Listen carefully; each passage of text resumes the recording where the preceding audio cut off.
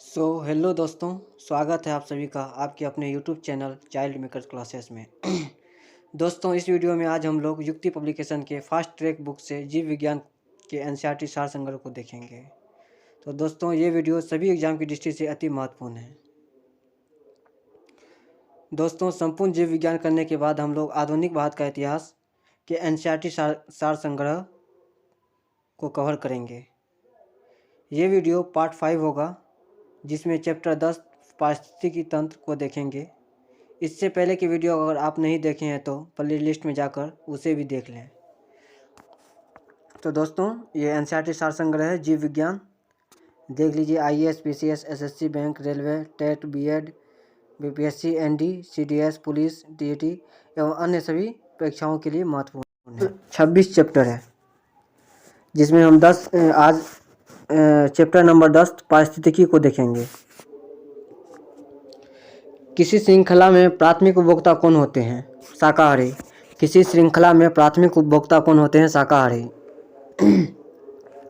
किसी पायतंत्र में उत्पादकों का क्या कार्य होता है? सौर ऊर्जा को पकड़ना एवं इससे रासायनिक ऊर्जा में बदलना। किसी पायतंत्र में उत्पादकों का क्या कार्य होता है? सौर ऊर्जा को पकड़ना एवं इससे रासायनिक ऊर्जा में बदलना। पायतंत्र में ऊर्जा का प्राथमिक या मुख्य स्रोत क्या होता है? सूरज का प्रकाश। पायतंत्र में ऊर्जा का प्राथमिक या मुख्य स्रोत क्या होता है? सूरज का प्रकाश। किसी पायतंत्र में सबसे बड़ी संख्या किनकी होती है? प्राथमिक उपभोक्ताओं की। किसी पायतंत्र में सबसे बड़ी संख्या किनकी होती है? प्राथमिक उत्पादकों की। वायु एवं जल की क्रिया द्वारा भूमि का हटाव क्या कहलाता है? अपरदन। वायु एवं जल की क्रिया द्वारा भूमि का हटाव या कटाव क्या कहलाता है? अपरदन। मृदा अपरदन कैसे रोका जा सकता है? वनों को उगाकर। मृदा अपरदन कैसे रोका जा सकता है? तो वनों को उगाकर, यानी वनों को लगाकर। बाढ़ को कैसे रोका जा सकता है? यानी बाढ़ नियंत्रण कैसे किया जाता है? नदियों पर बांध बनाकर और वृक्ष रोपण करा करके। बाढ़ को कैसे रोका जा सकता है? नदियों पर बांध बनाकर और वृक्ष रोपण करके। वृक्ष रोपण कीजिएगा तो वन कटाव कम होगा, जिससे वायु एवं जल का, जिससे मृदा अपरदन कम होगा।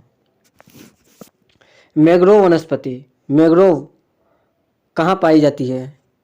सुंदरवन में। मैंग्रोव वनस्पति कहाँ पाई जाती है? सुंदरवन में। मैंग्रोव वनस्पति का मुख्य घटक कौन सा है? राइजोफोरा। मैंग्रोव वनस्पति का मुख्य घटक कौन सा है? राइजोफोरा। समुद्र किनारे की वनस्पति क्या कहलाती है? लवणोद्भिद वनस्पति। समुद्र के किनारे की वनस्पति क्या कहलाती है? लवणोद्भिद वनस्पति।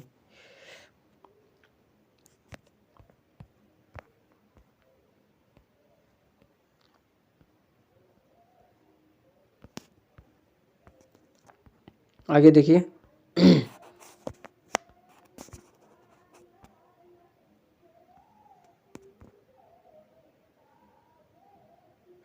न्यूनीकृत पत्तियां और धसी हुई रंध्र किसके प्रमुख लक्षण हैं? शुष्कोद्भिद के। न्यूनीकृत पत्तियां और धसे हुए रंध्र स्टोमेटा किसके प्रमुख लक्षण हैं? शुष्कोद्भिद के। पादप पाल है फाइटोट्रोन किस प्रकार की सुविधा है? नियंत्रित दशाओं में पादपों का उगना संभव हो पाता है। पादप पाल है फाइटोट्रोन किस प्रकार की सुविधाएं हैं? नियंत्रित दशाओं में पादपों का उगना संभव हो पाता है। कौन सा कृषि कार्य का पर्यावरणीय दृष्टि से उपयुक्त है? कार्बनिक कृषि। कौन सा कृषि कार्य का पर्यावरणीय दृष्टि से उपयुक्त है? कार्बनिक कृषि। अधिकांश मरुस्थलीय पादप रात्रि के समय ही क्यों पुष्पित होते हैं? मरुस्थलीय कीट रात्रि के समय सक्रिय रहते हैं। अधिकांश मरुस्थलीय पादप रात्रि के समय ही क्यों पुष्पित होते हैं? तो मरुस्थलीय कीट रात्रि के समय ही सक्रिय रहते हैं, यानी एक्टिव होते हैं। रेगिस्तान में पैदा होने वाला पौधे क्या कहलाते हैं? जीरोफाइटस। रेगिस्तान में पैदा होने वाले पौधे क्या कहलाते हैं? जीरोफाइटस। पारिस्थितिकी निके की संकल्पना को किसने प्रतिपादित किया था? ग्रीनेल्स ने। पारिस्थितिकी निके की संकल्पना को किसने प्रतिपादित किया था? ग्रीनेल्स ने। पारिस्थितिकी शब्द को सर्वप्रथम प्रतिपादित करने का श्रेय किसको जाना जाता है? रिटर को। पारिस्थितिकी शब्द को सर्वप्रथम प्रतिपादित करने का श्रेय किसको जाना जाता है? रिटर को। जीवधारी एवं उनके वातावरण के बीच अंतर अभिक्रिया या अंतर क्रिया के अध्ययन को क्या कहते हैं? पारिस्थितिकी। जीवधारियों एवं उनके वातावरण के बीच अंतर अभिक्रिया के अध्ययन को क्या कहते हैं? पारिस्थितिकी। स्व पारिस्थितिकी ऑटो इकोलॉजी का अभिप्राय क्या है? व्यक्तिगत जीवधारी का पारिस्थितिक अध्ययन। स्व पारिस्थितिकी ऑटो इकोलॉजी का अभिप्राय क्या है? व्यक्तिगत जीवधारी का पारिस्थितिक अध्ययन। पारितंत्र इकोसिस्टम शब्द सर्वप्रथम किसने प्रतिपादित किया था? एजी टेंसले ने। पारितंत्र इकोसिस्टम शब्द सर्वप्रथम किसने प्रतिपादित किया था? एजी टेंसले ने। पारितंत्र इकोसिस्टम की सही परिभाषा क्या है? वातावरण के साथ जीवों का समुदाय जिसमें वे रहते हैं। पारितंत्र इकोसिस्टम की सही परिभाषा क्या है?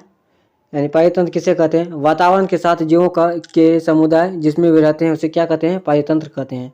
पारितंत्र के दो घटक कौन से हैं? जीव्य तथा अजीव्य। पारितंत्र के दो घटक कौन से हैं? जीव्य तथा अजीव्य। जीव्य मतलब जैविक, जिसमें जान हो, जैविक पदार्थ, जैविक जीवित जंतु। अजीव्य मतलब निर्जीव जंतु। पारितंत्र के दो घटक कौन से हैं? जीव्य और अजीव्य। जीव मतलब सजीव और अजीव्य मतलब निर्जीव। पारितंत्र का अजीव्य घटक क्या है? जल। पारितंत्र का अजीव्य घटक क्या है? जल। किसी पारितंत्र में ऊर्जा प्रवाह का सही मार्ग क्या होता है? उत्पादक, शाकाहारी, मांसाहारी, अपघटक। किसी पारितंत्र में ऊर्जा प्रवाह का सही मार्ग क्या होता है? उत्पादक, शाकाहारी, मांसाहारी, अपघटक। उत्पादक, शाकाहारी और मांसाहारी को क्या कहते हैं? उपभोक्ता। किसी पारितंत्र में ऊर्जा प्रवाह का सही मार्ग क्या होता है? उत्पादक, शाकाहारी और मांसाहारी को क्या कहते हैं? उपभोक्ता। और उत्पादक, उपभोक्ता और अपघटक, यानी उत्पादक, शाकाहारी, मांसाहारी, अपघटक। अगला देखिए, खाद्य श्रृंखला फूड चेन किससे बनती है? उत्पादक, उपभोक्ता एवं अपघटक। उपभोक्ता का मतलब शाकाहारी और मांसाहारी से है। खाद्य श्रृंखला फूड चेन किससे संबंधित है? किसमें बनती है? उत्पादक, उपभोक्ता और अपघटक से। मनुष्य किसके द्वारा जीव मंडल में पारिस्थितिक संतुलन बनाए रख सकता है? संबंधित पौधों की नई किस्में और पालतू पशुओं की नई नस्लें विकसित करके। मनुष्य किसके द्वारा जीव मंडल में पारिस्थितिक संतुलन बनाए रख सकता है? संबंधित पौधों की नई किस्में लगाकर और पालतू पशुओं की नई नस्लें विकसित करके। सामाजिक वानिकी क्या है? शाकाहारी स्वामित्व वाली भूमि पर उपयोगी पौधों को उगाना और उनकी व्यवस्था करना सामाजिक वानिकी कहलाता है। सामाजिक वानिकी क्या है? तो सामाजिक वानिकी उसे कहते हैं जिसमें सहकारी स्वामित्व वाली भूमि पर उपयोगी पौधों को उगाना और उनकी व्यवस्था करना सामाजिक वानिकी कहलाता है। पृथ्वी शिखर सम्मेलन कहाँ हुआ था? रियो डी जेनेरो में। पृथ्वी शिखर सम्मेलन कहाँ हुआ था? रियो डी जेनेरो में। राष्ट्रीय वानस्पतिक उद्यान कहाँ पर स्थापित है? कहाँ पर स्थित है? लखनऊ में। राष्ट्रीय वानस्पतिक उद्यान कहाँ पर स्थित है? लखनऊ में। भारत में वन अनुसंधान संस्थान कहाँ स्थित है? देहरादून में। भारत में वन अनुसंधान संस्थान कहाँ स्थित है? देहरादून में।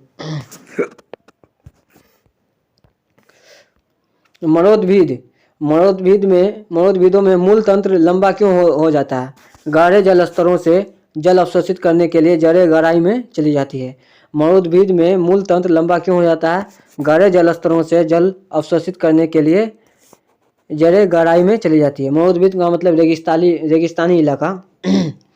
वहाँ पे जो है ना पौधे को जल नहीं मिल पाता है, जिसके कारण जो है ना जल की पूर्ति करने के लिए क्या चला जाता है? उसका जड़ गहराई में चला जाता है जहाँ तक पानी रहता है। मरोदभिदों में यानी मरोदभिद मतलब रेगिस्तान में मूल तंत्र लंबा क्यों हो जाता है? क्योंकि गहरे जल स्तरों से जल अवशोषित करने के लिए जड़ें गहराई में चली जाती है। यदि संसार के सभी पौधे मर जाएं तो किसकी कमी के कारण सभी जंतु मर जाएंगे? ऑक्सीजन। यदि संसार की सभी पौधे मर जाएं तो किसकी कमी के कारण सभी जंतु मर जाएंगे? ऑक्सीजन की कमी के कारण। अधिपादप एपीफाइटस कैसे स्थानों पर पाए जाते हैं जहां वर्षा पूरे वर्ष होती है? अधिपादप एपीफाइटस कैसे स्थानों पर पाए जाते हैं जहां वर्षा पूरे वर्ष होती है?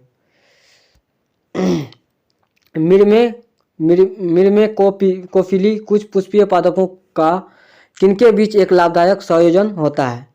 चींटियों के बीच। मिर्मेकोफिली कुछ पुष्पीय पादपों का किनके बीच एक लाभदायक संयोजन होता है? तो चींटियों के बीच। संसार का सबसे बड़ा पारितंत्र कौन सा है? तो सागर। संसार का सबसे बड़ा पारितंत्र कौन सा है? सागर। मृदा अपरदन कैसे रोका जा सकता है? वन रोपण द्वारा। मृदा अपरदन कैसे रोका जा सकता है? तो वन रोपण द्वारा। यानी मृदा अपरदन का मतलब हुआ मृदा कटाव। कैसे रोका जा सकता है? तो वन रोपण के द्वारा, यानी पेड़ पौधा लगा करके। जब हम बकरी की मांस खाते हैं तब हम कैसे उपभोक्ता हैं? तो द्वितीयक उपभोक्ता हैं। जब हम बकरी की मांस खाते हैं तब हम कैसे उपभोक्ता हैं? द्वितीयक उपभोक्ता। प्रथम उपभोक्ता कौन हो गया? बकरी।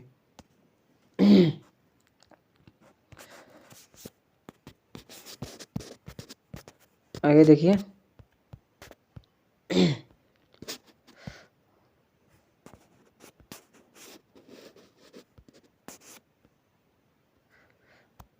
सौर ऊर्जा किससे प्राप्त होती है? तो सूर्य से। सौर ऊर्जा किससे प्राप्त होती है? सूर्य से।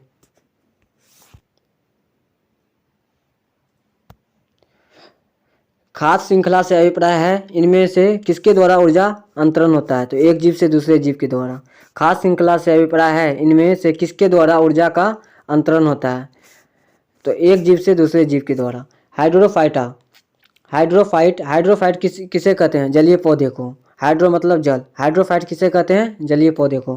पर्यावरण के अजैव अवयव का उदाहरण क्या है? वायु। पर्यावरण के अजैव अवयव का उदाहरण क्या है? वायु और जल। हाइड्रोपोनिक्स किनसे संबंधित है? मिट्टी के बिना पौधे की वृद्धि से। हाइड्रोपोनिक्स किनसे संबंधित है? मिट्टी के बिना पौधे की वृद्धि से। सौर ऊर्जा का सबसे बड़ा यौगिकरण कौन है? हरे पौधे। सौर ऊर्जा का सबसे बड़ा यौगिकरण कौन है? हरे पौधे। पारिस्थितिकी के संतुलन बनाए रखने के लिए भारत में वन क्षेत्र कितनी अनुपात में होना चाहिए? 33.3%। पारिस्थितिकी संतुलन बनाए रखने के लिए भारत में वन क्षेत्र कितने अनुपात में होना चाहिए? 33.3%।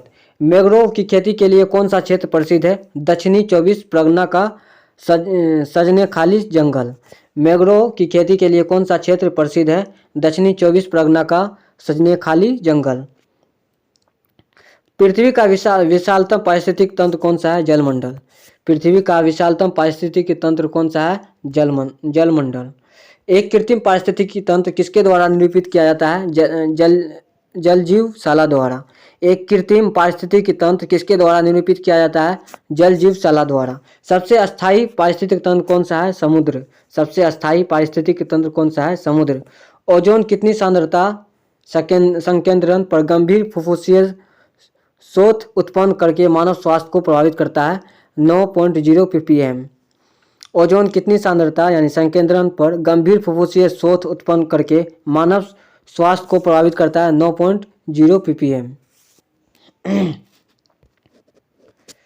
विश्व का सबसे अधिक तेजी से बढ़ने वाला जल पादप कौन सा है? जल हयासिंथ।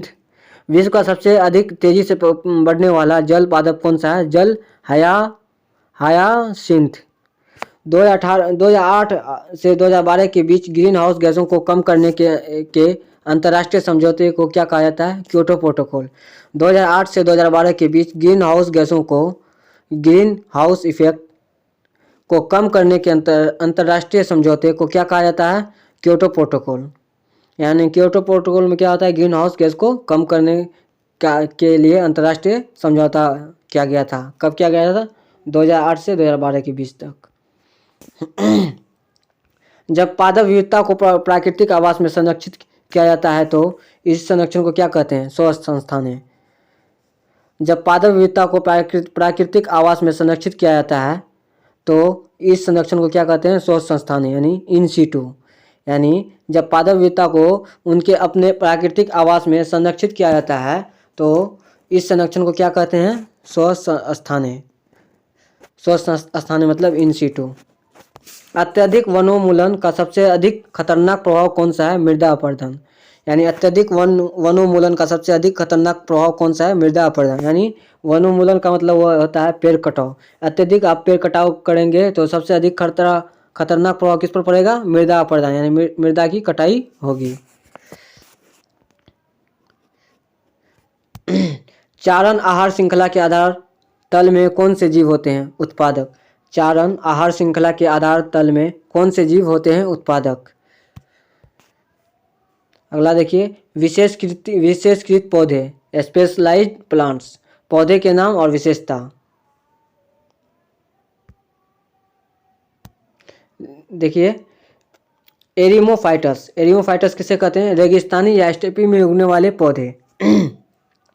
एरिमोफाइटस किसे कहते हैं, रेगिस्तान या स्टेपी में उगने वाले पौधे को क्या कहते हैं, एरिमोफाइट्स। लिथोफाइट्स किसे कहते हैं, चट्टानों पर उगने वाले पौधे को क्या कहते हैं, लिथोफाइटस।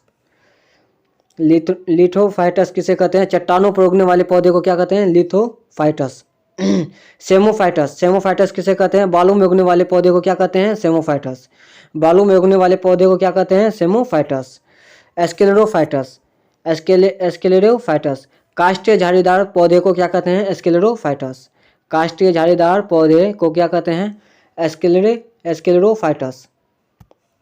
हेलीफाइटस, अधिक सांद्रता वाली मृदा में उगने वाले पौधे को क्या कहते हैं, हेलीफाइटस। अधिक सांद्रता वाली मृदा में उगने वाले पौधे को क्या कहते हैं, हेलीफाइटस, यानी लवण वाली मृदा में उगने वाले पौधे को क्या कहते हैं, हेलीफाइटस। अधिक सांद्रता का मतलब होता है लवण वाली मृदा में उगने वाले पौधे को क्या कहते हैं, हेलीफाइटस।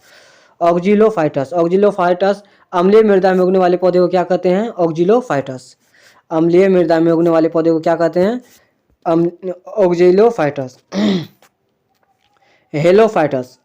हेलोफाइटस किसे कहते हैं, दलदल में उगने वाले पौधे को क्या कहते हैं, हीलोफाइटस। दलदल में उगने वाले पौधे को क्या कहते हैं, हीलोफाइटस।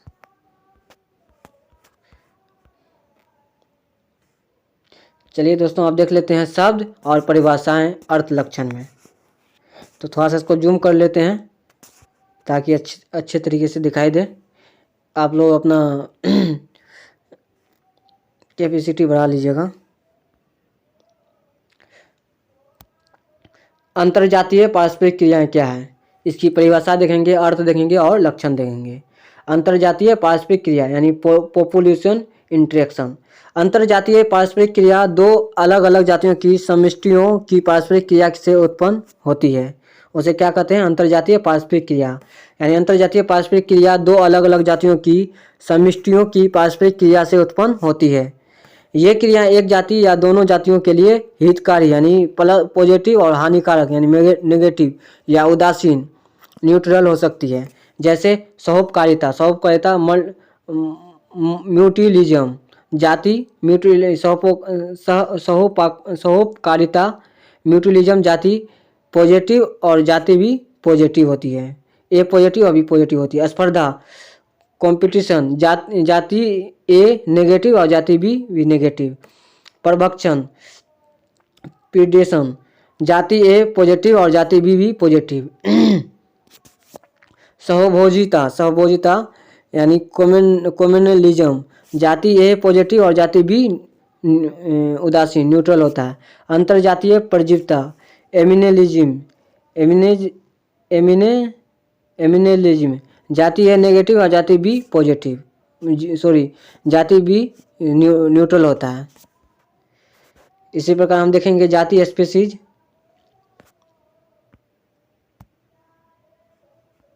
स्पीसीज को देखेंगे, स्पीसीज अंतः प्रजनन करने वाले जीवों के समूह को क्या कहते हैं, जाति या स्पीसीज कहते हैं।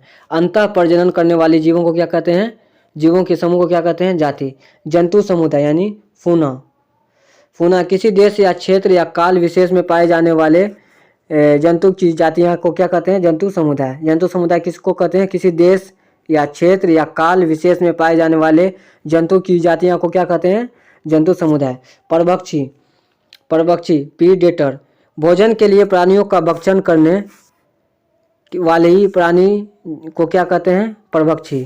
भोजन के लिए प्राणियों का भक्षण करने वाली प्राणी को क्या कहते हैं, परभक्षी, जैसे सर्प या बाघ। पारिस्थितिकी तंत्र इकोसिस्टम, यह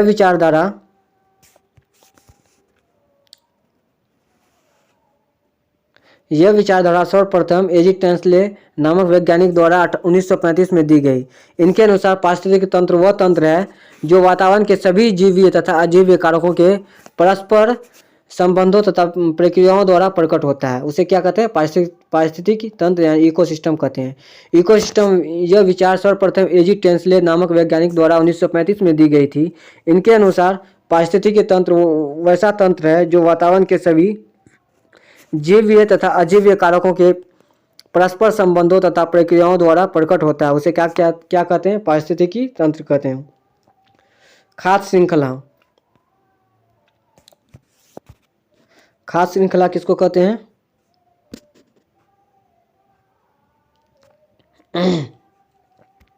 उत्पादकों से प्राथमिक, द्वितीयक एवं तृतीयक उपभोक्ताओं तक जीवधारियों की श्रेणी के द्वारा ऊर्जा के हस्तांतरण की प्रक्रिया खाद्य श्रृंखला कहलाती है। खाद्य श्रृंखला किसे कहते हैं?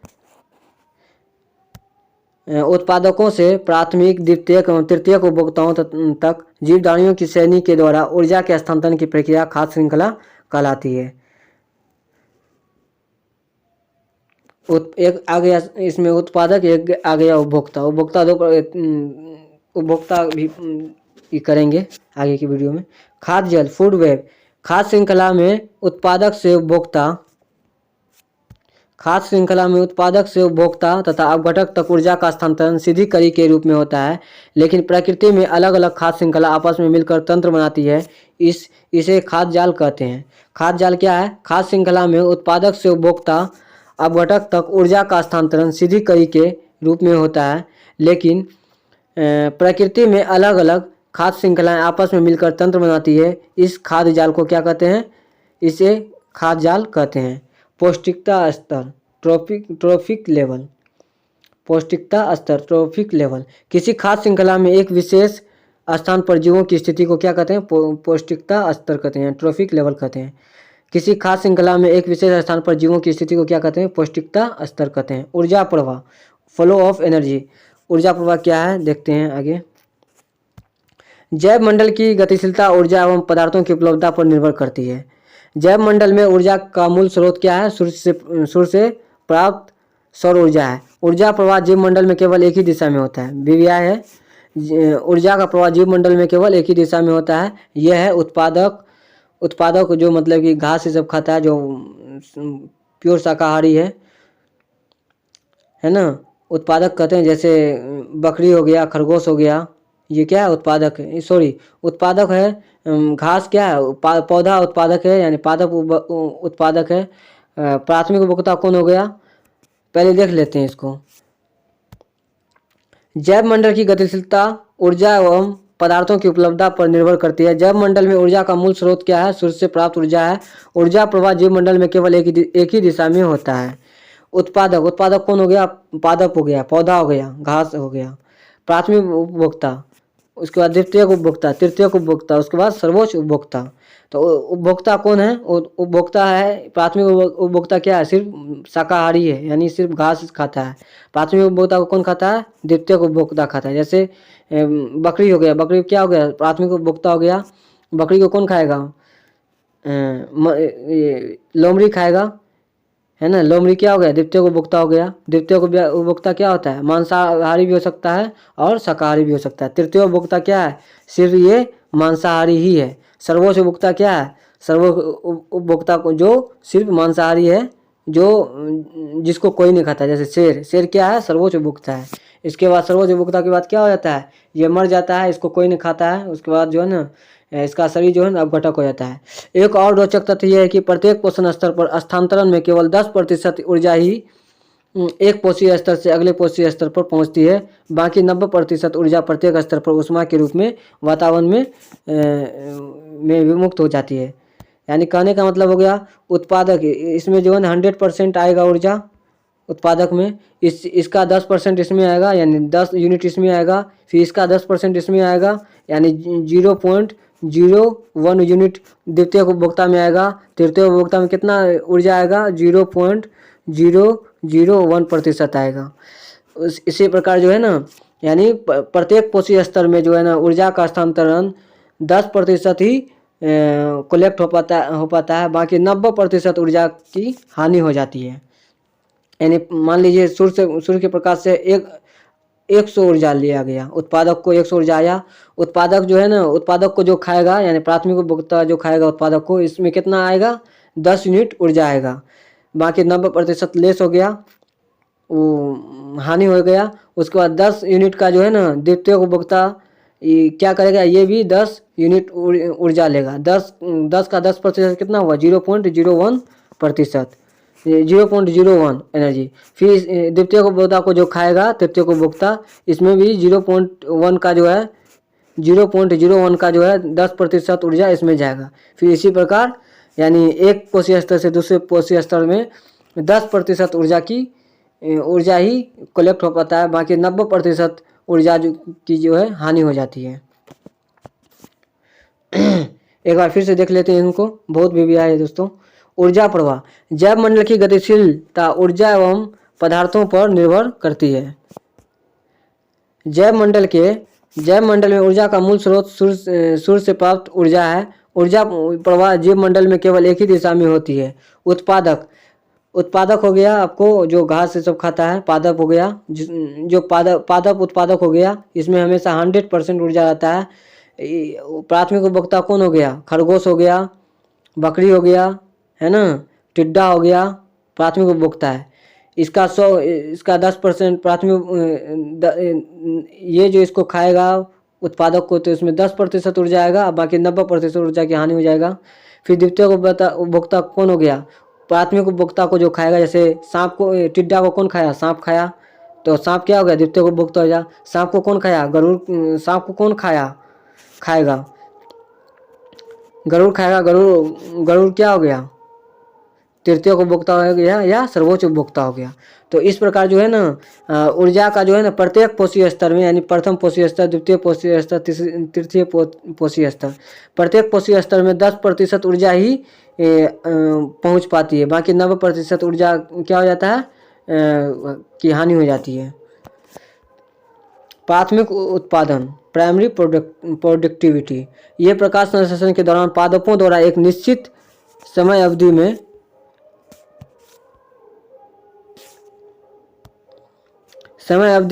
प्रति इकाई क्षेत्र द्वारा उत्पन्न किए गए जैव मात्रा या कार्बनिक सामग्री की मात्रा है। इसे भार G-2 या ऊर्जा के कैलोरी M-2 के रूप में व्यक्त किया जाता है। उत्पादन, फिर से देख लीजिए प्राथमिक उत्पादन क्या होता है, यानी प्राथमिक उत्पादक क्या होता है। ये प्रकाश संश्लेषण के दौरान पादपों द्वारा एक निश्चित समय अवधि में प्रति इकाई क्षेत्र द्वारा उत्पन्न किए गए जैव मात्रा या कार्बनिक सामग्री की मात्रा है। इसे भार G-2 या ऊर्जा KCl M-2 के रूप में व्यक्त किया जाता है। अगला है उत्पादकता, प्रोडक्टिविटी। जैव मात्रा के उत्पादन की दर को उत्पादकता कहते हैं। उत्पादकता किसको कहते हैं, जैव मात्रा के उत्पादन की दर को उत्पादकता कहते हैं। सकल प्राथमिक उत्पादकता, ग्रॉस प्राइमरी प्रोडक्टिविटी, प्रकाश संश्लेषण के दौरान कार्बनिक तत्वों की उत्पादन दर को क्या कहते हैं, सकल प्राथमिक उत्पादकता कहते हैं। यानी प्रकाश संश्लेषण के दौरान कार्बनिक तत्व की उत्पादन दर को क्या कहते हैं, सकल प्राथमिक उत्पादकता कहते हैं। अगला देखिए नेट प्राथमिक उत्पादकता, ये क्या है, नेट प्राइमरी प्रोडक्टिविटी। यदि सकल प्राथमिक उत्पादकता यानी जीपीपी ग्रॉस प्राइमरी प्रोडक्टिविटी यानी सकल प्राथमिक उत्पादकता से शोषण के दौरान हुई क्षति को घटा देते हैं, तब हमें क्या प्राप्त होता है, नेट प्राथमिक उत्पादकता प्राप्त होती है। यानी नेट प्राथमिक उत्पादकता किसको कहते हैं, सकल प्राथमिक उत्पादकता यानी ग्रॉस प्राइमरी प्रोडक्टिविटी से शोषण के दौरान हुई क्षति को जब हम घटा देते हैं तो हमें क्या प्राप्त होता है, नेट प्राथमिक उत्पादकता प्राप्त होती है। द्वितीय उत्पादकता सेकेंडरी प्रोडक्टिविटी क्या है, इसको उपभोक्ताओं ने नए कार्बनिक तत्वों के निर्माण की दर के रूप में परिभाषित किया है। द्वितीय उत्पादकता को क्या किया है, इसको उपभोक्ताओं ने नए कार्बनिक तत्वों के निर्माण की दर के रूप में परिभाषित किया है। अगला देखिए अपघटन क्या है, डिकम्पोजिशन। अपघटकों डिकम्पोजर की सहायता से जटिल कार्बनिक सामग्री को कार्बनिक तत्वों जैसे कार्बन डाइऑक्साइड, जल और पोषकों में खंडित करने की क्रिया अपघटन कहलाता है। अपघटन क्या है, अपघटकों या डिकम्पोजर की सहायता से या डिकम्पोजर के द्वारा की सहायता से जटिल कार्बनिक सामग्री को, यानी जो कॉम्प्लेक्स कार्बनिक सामग्री को अकार्बनिक तत्वों जैसे कार्बन डाइऑक्साइड, जल, पोषकों में खंडित करने की क्रिया क्या है? अपघटन है। अपघटन जैसे मान लीजिए कोई चीज़ जो है ना मर गया, तो वो क्या चला जाता है? धरती में चला जाता है। धरती में क्या हो जाता है? वो अपघटित हो जाता है, यानी जीवाणु, बैक्टीरिया सब उसको क्या करता है? मिट्टी सब खाने लगता है, जिससे क्या होता है? मतलब कि अपघटित हो जाता है। खड़ी फसल। खड़ी फसल किसी विशिष्ट समय पर प्रत्येक पोषण स्तर में जीवित पदार्थों के कुछ खास मात्रा होती है, जिसे क्या कहते हैं? खड़ी फसल कहा जाता है। खड़ी फसल किसी विशिष्ट समय पर प्रत्येक पोषक स्तर में जीवित पदार्थ की कुछ खास मात्रा होती है, जिसे खड़ी फसल कहा जाता है। पारिस्थितिकी अनुक्रमण, इकोलॉजिकल सक्सेशन, एक सुनिश्चित क्षेत्र की प्रजाति संरचना में होने वाला उचित रूप से आकलित परिवर्तन को क्या कहते हैं? पारिस्थितिकी अनुक्रमण। एक सुनिश्चित क्षेत्र की प्रजाति संरचना में होने वाला उचित रूप से आकलित परिवर्तन को क्या कहते हैं? पारिस्थितिकी अनुक्रमण। पोषक चक्र, न्यूट्रिएंट साइकिल, एक पारितंत्र के अलग अलग घटकों के माध्यम से पोषक तत्वों की गतिशीलता को पोषक चक्र कहते हैं। पोषक चक्र क्या है? एक पारितंत्र के अलग अलग घटकों यानी विभिन्न घटकों के माध्यम से पोषक तत्वों की गतिशीलता को पोषक चक्र कहते हैं। अगला देखिए, जैव विविधता क्या है? बायोडायवर्सिटी। जैव विविधता शब्द सामाजिक जीव वैज्ञानिक एडवर्ड विल्सन द्वारा जैविक संगठन के प्रत्येक स्तर पर उपस्थित विविधता को दर्शाने के लिए प्रचलित है।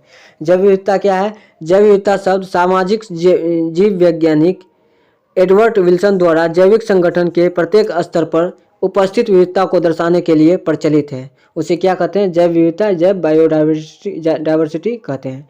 जहाँ भी अलग अलग विविधता हो, प्राकृतिक विविधता हो, उसे क्या कहते हैं? जैव विविधता या बायोडायवर्सिटी। प्रदूषण, बायोडायवर्सिटी। बायो का मतलब होता है जैव, डाइवर्सिटी का मतलब विविधता। जहाँ पे विविधता पाया जाता हो, उसे जैविक रूप से विविधता पाया जाता हो, उसे क्या कहते हैं? जैव विविधता। ऐसे रखिए याद।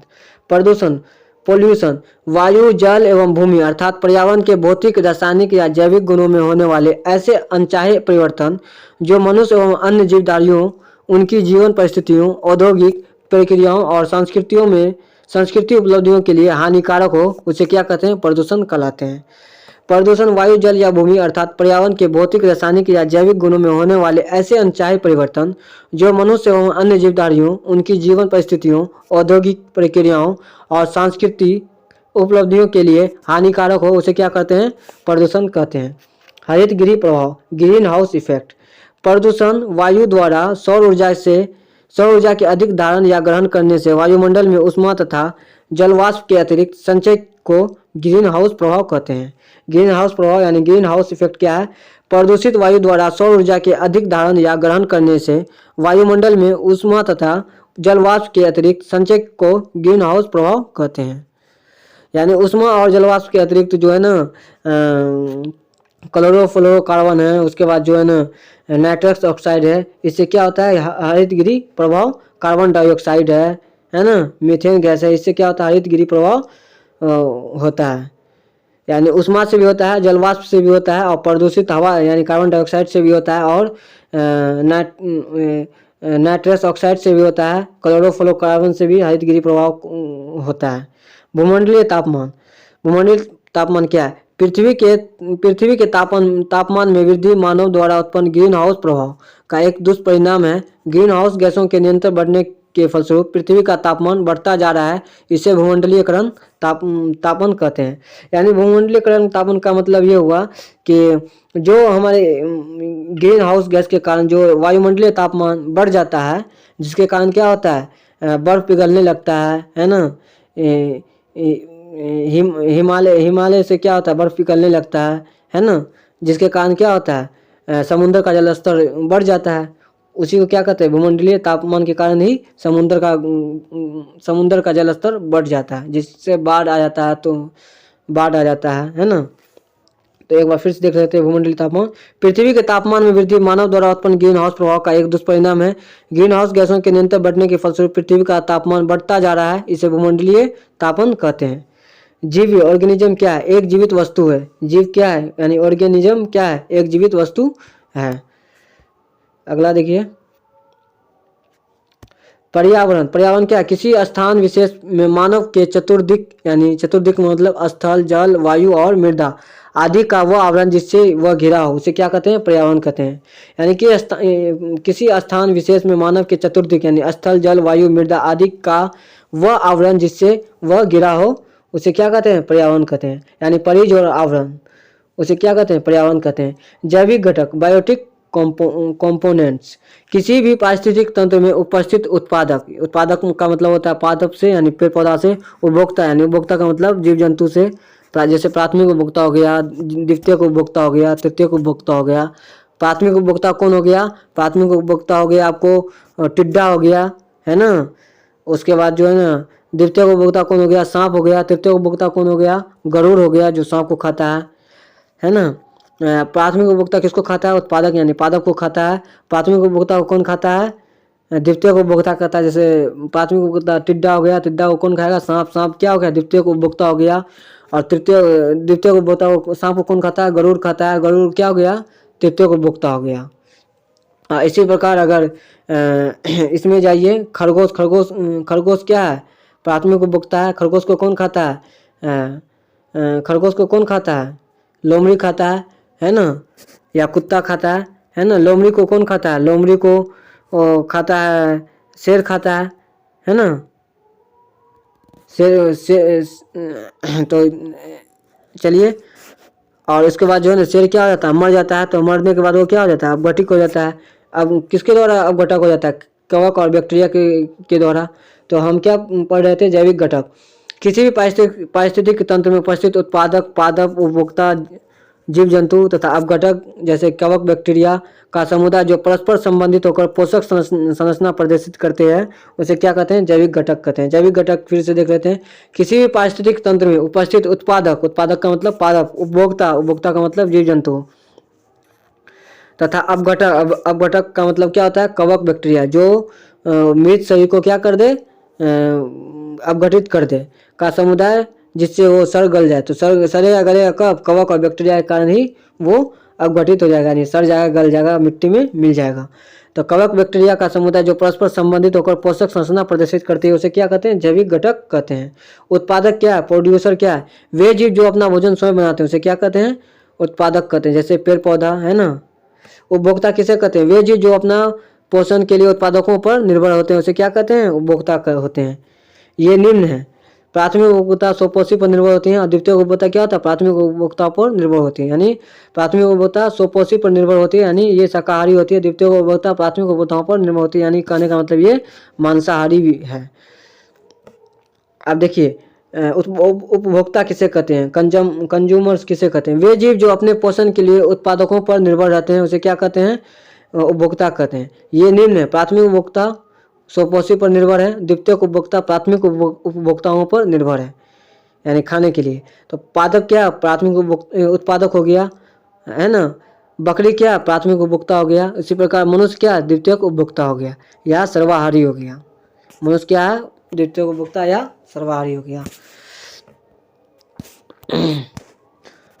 अपघटक, अब देखिए दोस्तों, अपघटक किसे कहते हैं? डिकम्पोजर।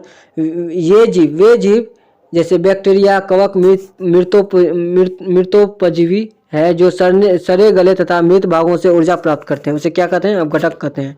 ये जीव जैसे बैक्टीरिया, कवक, मृतोपजीवी जो सड़े गले तथा मृत भागों से ऊर्जा प्राप्त करते हैं, उसे क्या कहते हैं? अपघटक कहते हैं।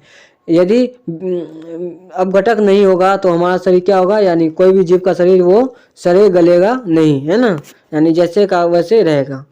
तो इसी का देन है कि जो है ना, प्रदूषित नहीं होता है। बैक्टीरिया, कवक और मृतोपजीवी क्या करते हैं? उसको खाने लगते हैं। जब खाने लगते हैं तो वो क्या होते हैं? सड़ गल जाते हैं। अजैविक घटक क्या है? अजैविक घटक किसी भी पारिस्थितिक तंत्र में उपस्थित सभी निर्जीव पदार्थ जैसे ताप, जल, प्रकाश, मृदा को क्या कहते हैं? अजैविक घटक कहते हैं। अजैविक घटक क्या होता है?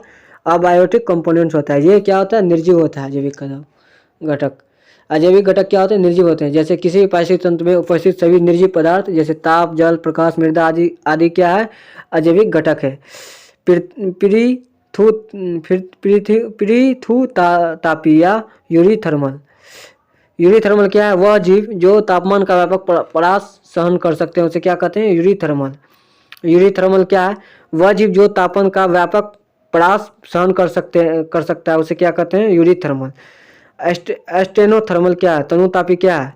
वह जीव जो तापमान का व्यापक परास सहन नहीं कर सकते हैं उसे क्या कहते हैं? एस्टेनोथर्मल कहते हैं। यानी जो तापमान का व्यापक परास सहन कर सकता है उसे क्या कहते हैं? यूरीथर्मल।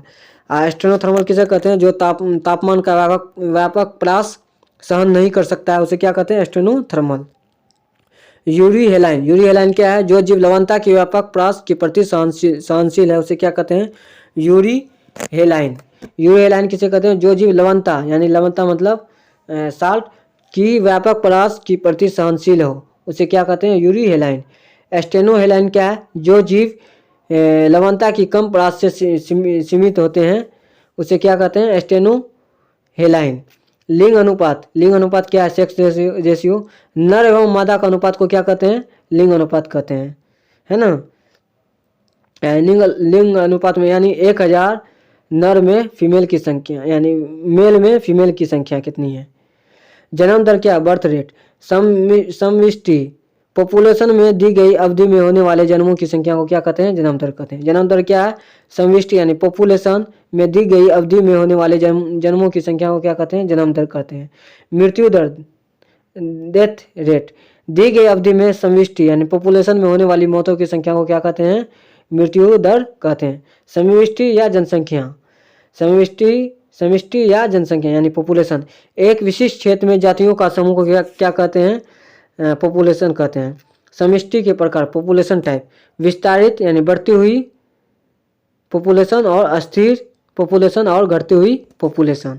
जनसंख्या घनत्व। पॉपुलेशन क्या है? यानी जनसंख्या घनत्व, पॉपुलेशन डेंसिटी।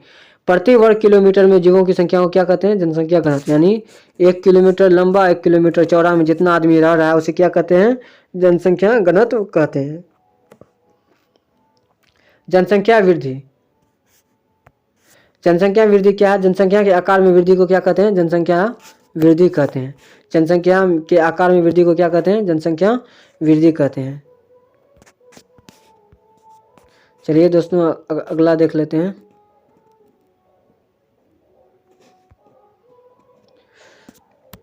पर्यावरणीय आयोजन के साथ मूलतः संबंधित संगठन कौन सा है? नीरी। पर्यावरणीय आयोजन के साथ मूलतः संबंधित संगठन कौन सा है? नीरी। मैंग्रोव वनों पर वैश्विक तापन का क्या प्रभाव होगा?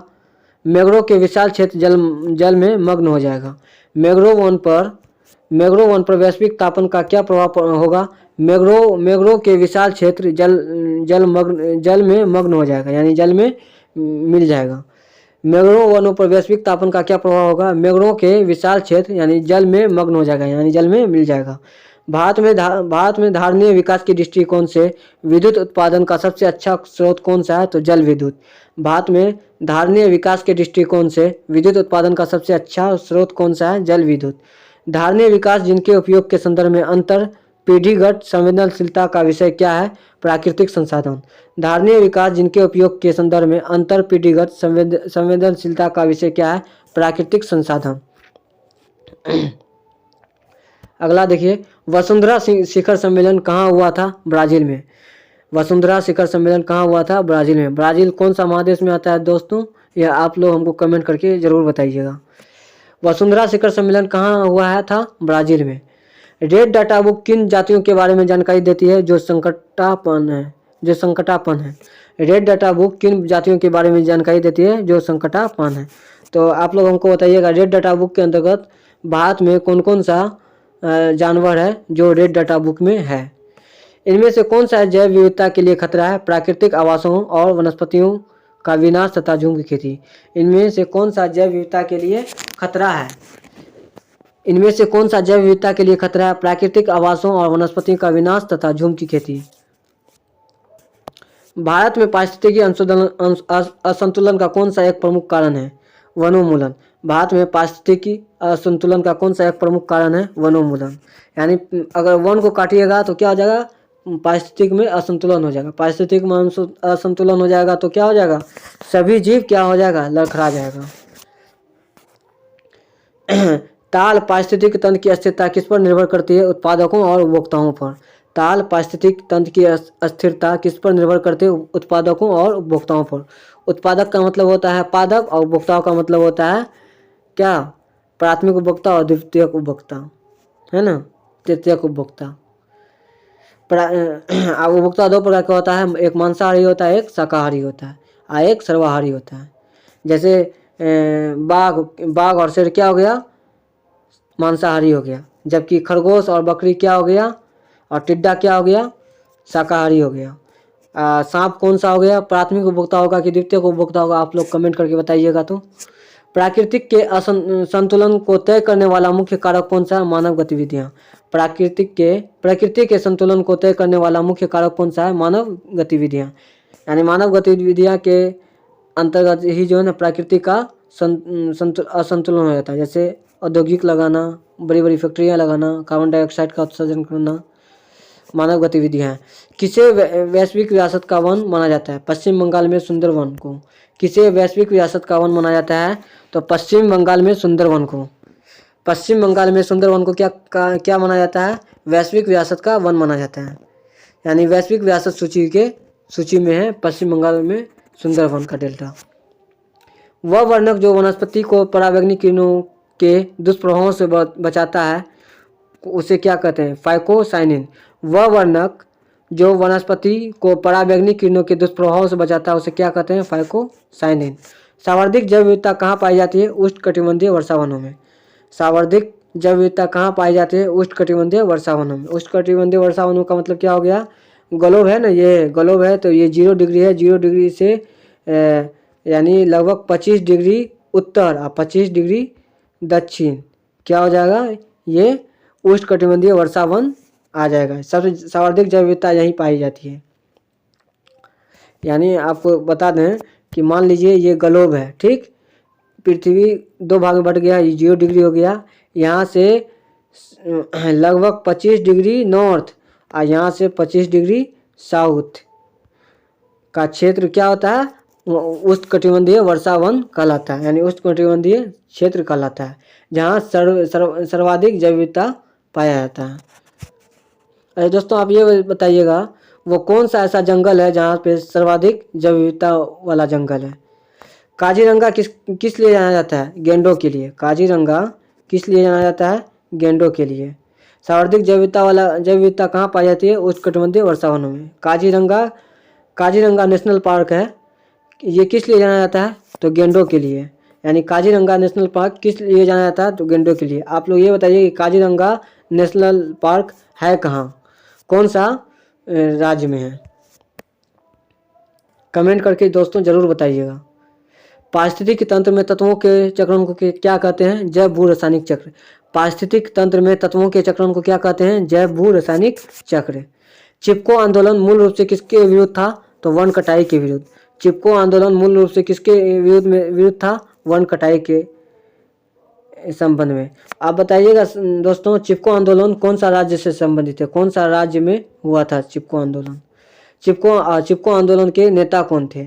चिपको आंदोलन मूल रूप से किसके विरुद्ध था? तो वन कटाई के। इको मार्क किन भारतीय उत्पादकों को दिया जाता है? तो जो पर्यावरण के प्रति मैत्रीपूर्ण हो।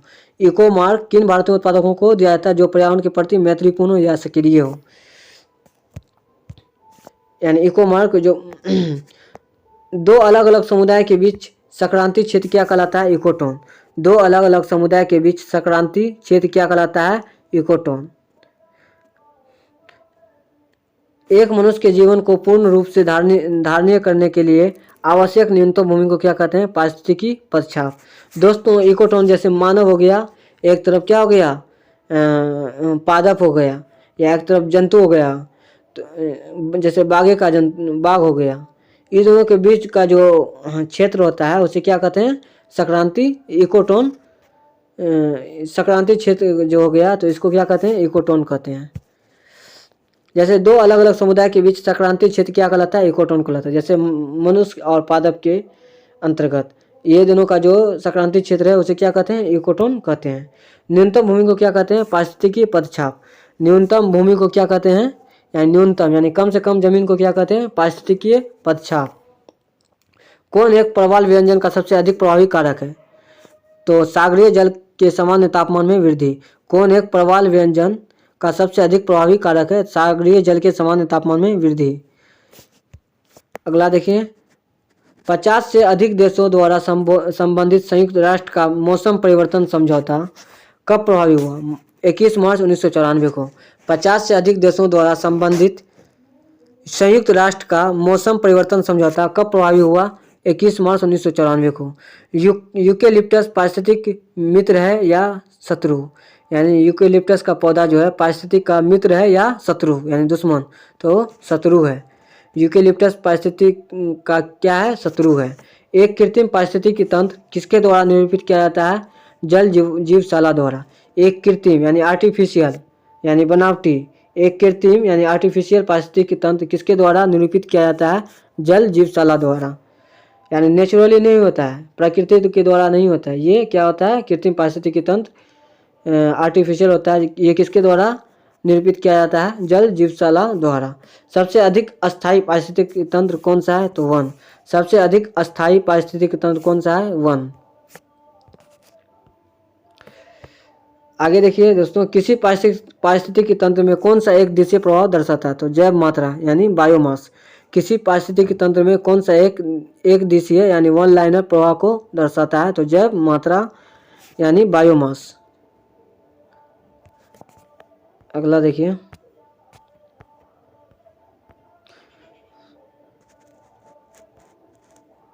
मनुष्य किसके द्वारा जीव मंडल में पारिस्थितिकी संतुलन बनाए रख सकता है? तो संबंधित पौधों की नई किस्में और पालतू पशुओं की नई नस्ल विकसित करके। मनुष्य किसके द्वारा जीव मंडल में पारिस्थितिकी संतुलन बनाए रख सकता है? तो संबंधित पौधों की नई किस्मों को लगाकर और पालतू पशुओं की नई नस्लें को विकसित करके। पारिस्थितिकी तंत्र में तत्वों के चक्रण को क्या कहते हैं? जैव भू रासायनिक चक्र। पारिस्थितिकी तंत्र में तत्वों के चक्रण को क्या कहते हैं? तो जैव भू रासायनिक चक्र।